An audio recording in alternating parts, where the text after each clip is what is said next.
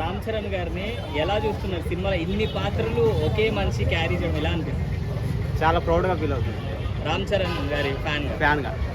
చాలా అయితే ఆయన ఆయన ఇన్నోసెన్స్ కానీ అతను కష్టపడడం కానీ చాలా ఎంత ఎదిగినా ఒదుగునడంలో రామ్ చరణ్ చాలా గొప్పవాడు. అంటే ఈ పెద్ద సినిమా పుష్ప రికార్డ్స్ని బ్రేక్ చేస్తుంది. పుష్ప రికార్డ్స్ బ్రేక్ చేస్తుంది అయితే నేను చెప్పను. కాకపోతే మన ఇప్పుడు వచ్చిన గేమ్ చేంజర్ తోటి ఫ్లాప్ తీసుకుంది కదా, ఈ సినిమాతో ఖచ్చితంగా ఇండస్ట్రీ అయితే కొడుతుంది. ఓకే, సో ఎన్ని కోట్ల కలెక్షన్ కలెక్ట్ చేస్తుందండి?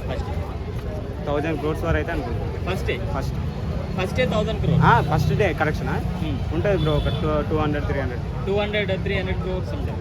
అంటే పుష్ప ఫస్ట్ డే రికార్డ్స్ ని లేపేస్తుంది అంటారా? లేపేస్తుంది ఖచ్చితంగా, పక్కా. So Pushpa first day collection ని పెద్ద లేపేస్తుంది. సో 4th రోజు థియేటర్స్ ముందు ఎలా ఉంటుంది అంటారు రామ్ చరణ్? గోల అల్చేది మామూలుగా ఉండదు, సెలబ్రేషన్, ఒక పండగ.